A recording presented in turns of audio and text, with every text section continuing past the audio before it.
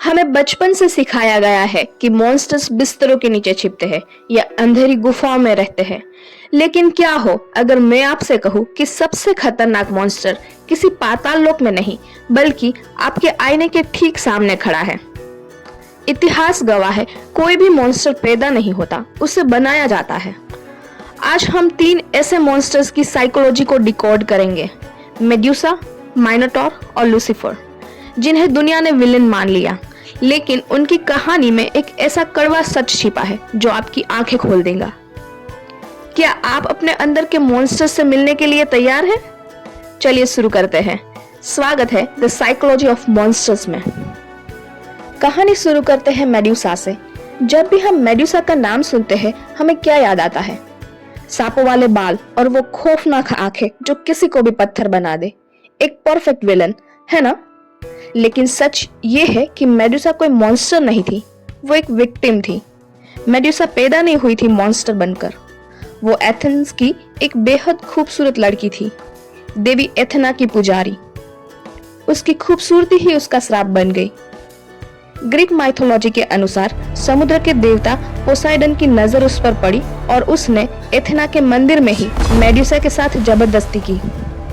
जरा सोचिए, अपराध पोसाइडन ने किया, पवित्रता मंदिर की भंग हुई, लेकिन सजा किसे मिली? सजा मिली उस पीड़िता को। एथेना ने ईर्ष्या और गुस्से में मेड्यूसा को श्राप दिया और उसे इतना भयानक बना दिया कि जो भी उसे देखे वो पत्थर का हो जाए। यहाँ आता है साइकोलॉजिकल ट्विस्ट। जब इंसान के साथ बहुत बुरा होता है, जब उसे गहरा ट्रॉमा मिलता है, तो वो अपने कोमल हिस्से को पत्थर बना लेता है। साइकोलॉजी की भाषा में इसे कहते हैं डिफेंस मैकेनिज्म। मेड्यूसा का पत्थर बनना असल में दुनिया को खुद से दूर रखने का एक तरीका था। सोचिए, क्या हम भी कभी कभी मेड्यूसा नहीं बन जाते? जब हमें चोट लगती है तो हम पत्थर दिल बन जाते हैं ताकि कोई दोबारा हमें चोट ना पहुंचा सके।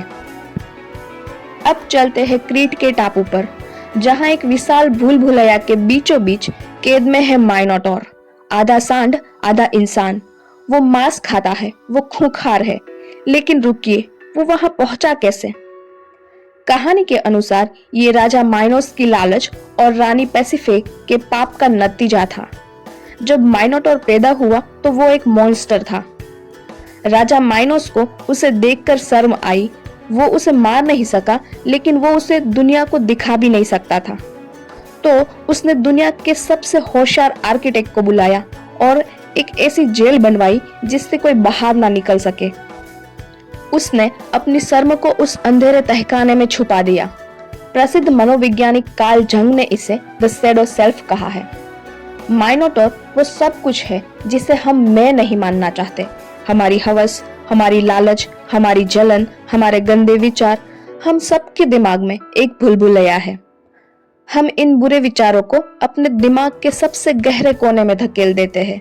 हम ऊपर से सभ्य बनकर रहते हैं, मुस्कुराते हैं, लेकिन नीचे अंधेरे में वो माइनोटॉर भूखा बैठा है। दिक्कत ये है कि हम माइनोटॉर को जितना छुपाते हैं वो उतना ही ताकतवर हो जाता है। और फिर एक दिन वो बाहर निकलता है, रोड रेज के रूप में, शराब पीकर किए गए तमाशे के रूप में, या अचानक हुए नर्वस ब्रेकडाउन के रूप में। माइथोलॉजी में हीरो थीसियस ने माइनोटॉर को मार डाला था, लेकिन साइकोलॉजी कहती है माइनोटॉर को मारा नहीं जा सकता। अगर आप खुश रहना चाहते हैं तो आपको उस बुलबुलैया में उतरना होगा और उस जानवर को स्वीकार करना होगा, क्योंकि वो जानवर कोई और नहीं, आपका ही एक हिस्सा है। और अब सबसे बड़ा विलन, बुराई का प्रतीक लूसीफर। लेकिन क्या आप जानते हैं, लूसीफर नाम का मतलब शैतान नहीं होता।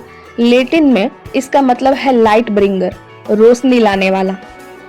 क्रिश्चियन मान्यताओं के मुताबिक वो ईश्वर का सबसे खूबसूरत, सबसे समझदार और सबसे ताकतवर फरिश्ता था। तो फिर वो नर्क का राजा कैसे बना? उसका गुनाह कोई हिंसा नहीं थी, उसका गुनाह था अहंकार। लूसीफर को अपने आप से प्यार हो गया था।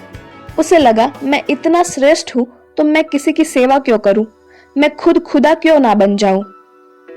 कवि जॉन मिल्टन ने अपनी किताब पैराडाइज लॉस्ट में लूसीफर का सबसे मशहूर डायलॉग लिखा है, better to reign in hell than serve in heaven. मतलब स्वर्ग में नौकर बनने से बेहतर है नर्क का राजा बनना।